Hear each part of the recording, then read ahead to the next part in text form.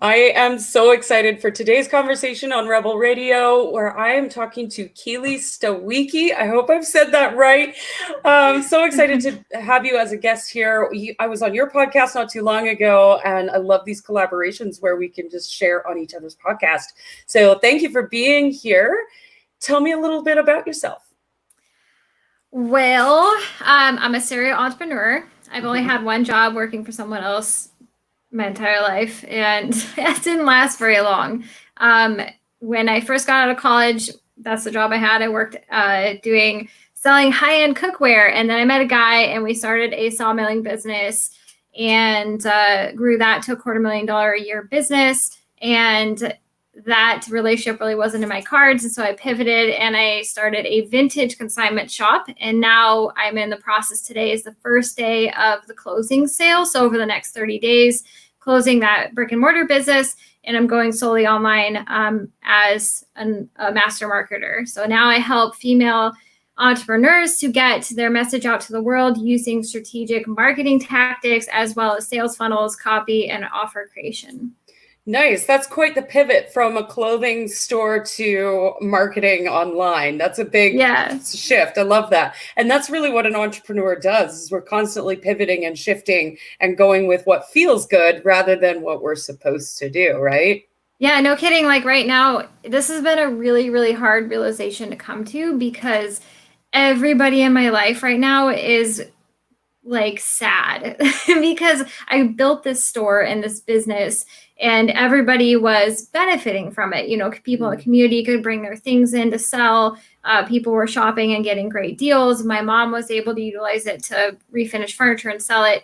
And then here's Keely over here, like, COVID-19 has crushed her world, taken all these things away from her that she likes to do. And she's like, I don't want to do these things anymore. And everyone's relying on me and it's not making me happy. So I'm going to move on to the next thing that I want to do. And every business I've ever had, I've grown it using strategic social media marketing. And then once I learned how to build sales funnels and use that in my brick and mortar, everything just really grew. And it's time, you know, as entrepreneurs, we grow. And sometimes the opportunities that we've had, we outgrow them. And that was a hard realization for me, because with my brick and mortar, I kept hitting an income ceiling.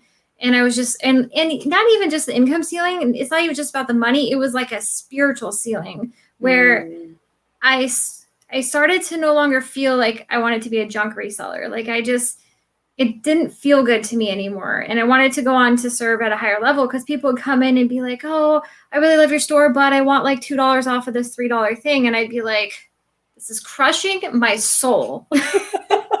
I need to do something that feels like I'm doing something with more purpose. And that was long before I hit the income ceiling. It was about a year and a half into this brick and mortar. I started to feel like I was just having, you know, some inner life crises.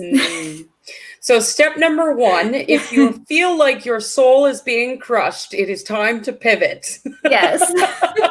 Maybe don't wait that long, though. Yeah, I've just been one that, like, I stick with it too long, because I took this StrengthsFinder test. I hired a life coach and we did StrengthsFinders. And one of them is, I think number 4 is responsibility. So number 1 was achiever, number 2 is activator, and then empathy was number 5. Anyway, this responsibility one. So the responsibility one is what holds me into these things that I build for too long.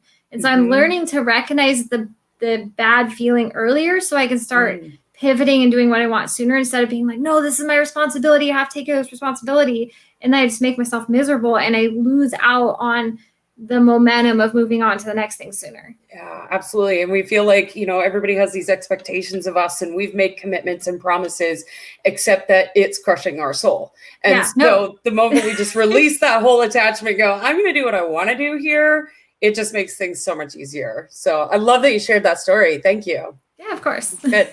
So I ask this question of every guest because it's like the definition of success. It's this really subjective thing. What does self-mastery mean to you? Well, self-mastery means to me being able to recognize the emotions behind things and then take actions based on those. Because there's two things. Like, I've always battled between the very logical side of me, because I've always been like, growing up, I was like, I'm a realist. And then I realized that that's not doing me any good. Mm-hmm. And so then I get all emotional and I'm like, no, you cannot feel sad because it's not logical to feel sad right now, but you feel sad. And so it's like being able to step back and stop feeding into that drama that either my upbringing or society or whatever has been imposed on me that has caused that, and be like, no, being sad today is okay. And I recognize I'm sad for these reasons. And I'm going to sit with this emotion, not take any action while I'm in this emotion, because that's not going to be good. And then let it all go. And then soon I'll start feeling better and I'll be able to take, action once I come back up. Oh, I love that. And that's exactly what I teach my clients is, society has taught us that feeling sad, angry, depressed, any of these emotions are just bad and it's not logical to feel them. Well, I don't know about you, but in my experience, emotions are never logical. Even when you're happy and excited and giddy or playful, all of those emotions aren't logical either. Yeah. And if you want to see illogical emotions, do a Reiki session, because I've done several where I'm just like, fine, whatever, like, haha, this is woo woo, like, whatever. And then all of a sudden I'll just start, like, it just starts like right here below like your rib bones. And all of a sudden it just comes up and you're just like, my thing with Reiki, I start laughing when I have a Reiki treatments. It's a thing that I do. Yeah. I always start crying. I have cried, but it's usually I laugh because my way of releasing is laughter. So that's, yeah. Even when I'm sad, I'll just start laughing. Oh, that's awesome. I wish I had that, because mine just comes in big sobbing tears. But I think it's also through the cycle. Like, I'm in this cycle of releasing all of the old trauma, my old chapter. And it's been a really interesting roller coaster, and of self recognizing self mastery too, and utilizing that to go through this process to come out this other side, especially I'm going to give myself 6 months for this next transition as I start to like get through. Yeah, and I think that's important to really mention in the entrepreneurial journey, especially when you're starting out with a new venture. It's like this roller coaster as you're trying to figure things out and navigate, and then something doesn't work and something's working really well. And it's, I don't know if you've ever seen that meme where the road to success is like this, right? And I love that you said, when I feel sad, I allow myself to sit there and not take action from that place. That's really important, because when we take action from that place, then the results carry that emotion too. Yeah, that's been something like I've had to put all the pieces together, because I've had lots of coaches, lots of like reading a book. And so when I first started going to counseling I was going through a breakup with my ex-fiance with the sawmill, and he was very narcissistic, which I never knew what that meant until I was out the other side of that relationship.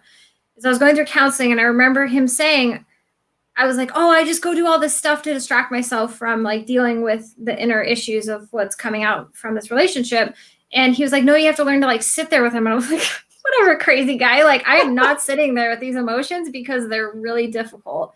And it was until now, almost 3 years later, 2.5 years later from that relationship, that I'm like, oh, that's what he meant. But it's taken me a long journey of realizing, oh, he really meant I have to do this, because now I've been having to do these practices during COVID, during my business shutdown, during this pivot, to really not take action from that like sad place. Right. Yeah, every relationship has its lessons, right? Yeah. So how has self-mastery supported you as an entrepreneur?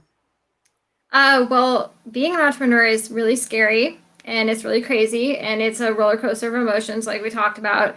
And so in order to really understand the creative process that is building a business, you have to dive into the personal development space, and that end goal is, oh my gosh.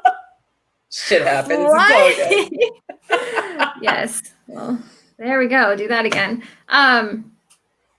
Yeah. And so you have to be working towards self-mastery. Mm-hmm. And that does not mean controlling your emotions. That was one thing a lot of people were like, I think I even heard Tony Robbins or Gary Vee or one of those guys say, you have to mastery of your emotions. And I was like, what does that even mean? Mm-hmm. And I had a conversation with another entrepreneur this week, and I was like, what does that mean? Because I feel like I can't control my emotions. He's like, no, you just utilize them. And I feel like utilizing your emotions to guide you in the creative direction is self-mastery in the entrepreneur space. I Because love it's the that. universe telling you, the direction you should go. Because a lot of times we're sitting here as entrepreneurs like, oh, I could do this million Right. things. Like I'm an octopus with like 8 arms, and I'm like, I got like a million things I could do. Which direction do I go now? And sometimes it just takes sitting there, looking at your emotions, kind of dabbling in a few things and going the direction that excites you the most. So that's, utilizing your emotions, which to me is self-mastery. Oh, I love that. Yeah. And it's like following the breadcrumbs, right? You Yeah. listen to that instinct and you get that bubble in your stomach and you're like, oh, that's where I go. And you just Yeah. follow that trail, right? Yeah. I love And that. even if it's a dead end, it still was a lesson. It's still a skill Absolutely. you gained. And a lot of people, I always talk about this one interview I did. So I was asked by the Chamber of Commerce to go speak to a freshman class at the high school about having a business in the community. And all of the kids, every question they asked was about what was the worst thing that happened? What's the worst thing that can happen? What's worse than failure? Like that's all they ever asked.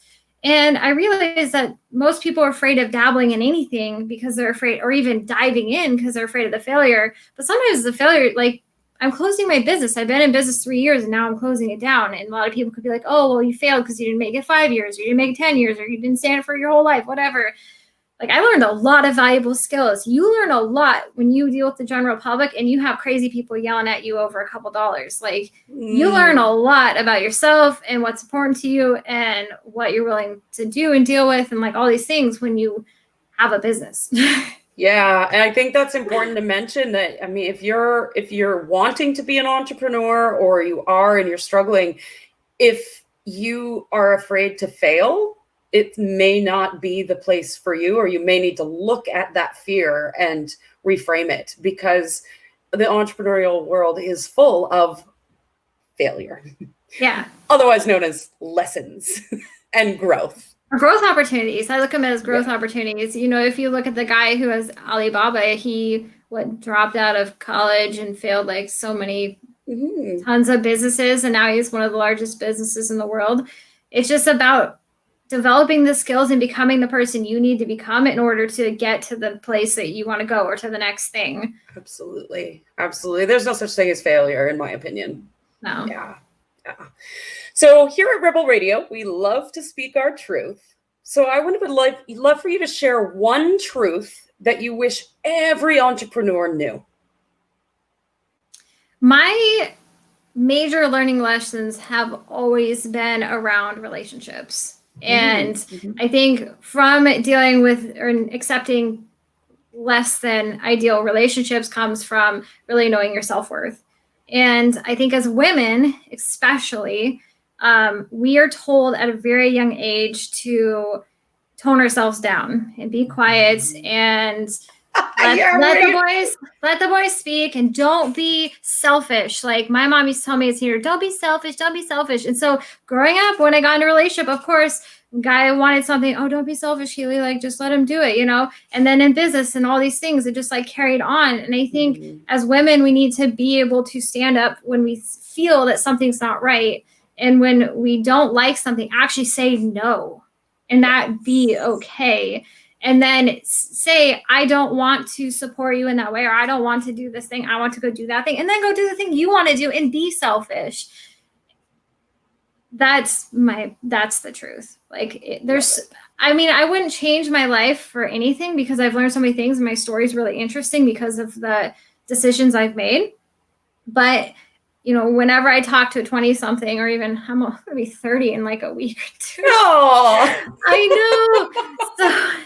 So whenever I talk to someone, I'm like, do what you want to do and be a little selfish, because no one is going to look after you for you. Right. Yeah. And to anyone out there who's listening that has been shut down and told to be quiet, I say, fuck that. Speak your truth and speak it loud. Yes. Yes. Yes. But absolutely. The majority of us are raised to not, speak up. And I think that's why you don't see as many women in it's not that the opportunities aren't necessarily there. I think it's just that we are afraid to get loud about stuff, and the guys don't have that like that preconditioning like holding them back as much. Raised a little different. Yeah, Yeah. exactly. So what's one thing you've discovered about yourself along your journey that has helped you to really grow? And I know it's really hard to narrow that down to one thing, but what's like the one overriding thing more than anything else? There's a lot of things. There's always a lot of things. One overriding thing. Or something recent that has come to your attention. Yeah. I really think it's been that space of taking action on what I want and not and realizing that I like to hold on to the responsibility because of my strength, and that will be a strength in something that I should utilize that for something I actually want to do instead of staying in a place that I don't want to stay. And I'm also realizing projection, like how we. So I was dating a guy for a while, and he has this thing where for the last 6 months, he'll tell me he's going to do something like in his life, like I'm going to buy this truck, I'm going to move, I'm going to quit my job and work for myself only. But he never does any of it, right? And so lately it like triggered me. And it was like, I like lashed out at him, like, you say you're going to do all these things, but you never do any of them. And he was like, you're right, I don't. And I was like, well, every time I say I'm going to do something, I do it. And I realized that, you know, it wasn't necessarily that I was annoyed with him. It was something that was really important to me about myself. And one of my fears is that I won't do what I say I'm going to do because I'm scared. Like I realize he doesn't do those things because he's scared of the change and the pressures it takes to make those big things happen. Where I'm sitting here in the middle of this big pivot, like I'm selling my real estate, I'm selling off my entire building, I'm doing all these things to start this new chapter, and I'm moving to a state where I know nobody, like in the next 60 days. Like that's a lot. And so for a while, I've been really nervous about it. Like, oh, do I have what it takes? Am I going to chicken out? Am I going to sit where it's comfortable? And I guess you just have to realize when you start getting like pent up and frustrated with other people, look at yourself and be like, what is it about myself that I'm worried about within myself that's projecting onto them? Because projection is like basically how we deal with the whole world outside of ourselves. Absolutely. Every single experience and every single person in your life is just mirroring what's going on in yourself. So I walk around looking at people going, what do you have to show me about myself today? I love that. So it's been such a pleasure having you here. Thank you for being a guest on Rebel Radio. And I'm going to leave it with one last question. What do you dream of for the world? Ooh, that's like a really crazy one right now because every time I look at everything that's happening, I'm like, oh my God, what's happening? Right? I guess I dream of more self-realization and self-reliance for people. I think that's the most powerful place that you can come from. And if we learn to be more conscious of ourselves and more self-reliant, we don't necessarily need so much. And we don't have to rely on others. So we can really come from a creative space and do the things that we want to do. And I really hope that, especially at this pivotal moment where everything is shifting and changing around us, and a lot of us, including myself, like a reality of our society is changing. Like it's no longer what we thought it was. You know, like there's a lot of gaslighting going on. There's a lot of like things. I don't want to get into politics or anything, but everything's getting really crazy. So the more self-reliant we can be, where we're not relying on like a boss to pay us, you know, the government to feed us and take care of us, we can have so much more power, and then we can be creative to do the things that we want to do. And for those of you who are listening that are in entrepreneurship, you know, have your own business, maybe you still have a 9-to-5 and you're trying to make it a full-time thing, or maybe you're on the fence about starting a thing. Like entrepreneurs are the ones that are saving the world. We're the ones that like change it, and we're the ones that, you know, do things to help people and come from an authentic place. And so there's no greater responsibility, no greater purpose than to be an entrepreneur, like a heart-centered entrepreneur. Oh, truth, and no greater privilege. Yes. Absolutely. Oh, I love it. Thank you so much for being here. I appreciate you so much. It's been such a pleasure having you. Yeah, of course. I've loved it. It's been so fun.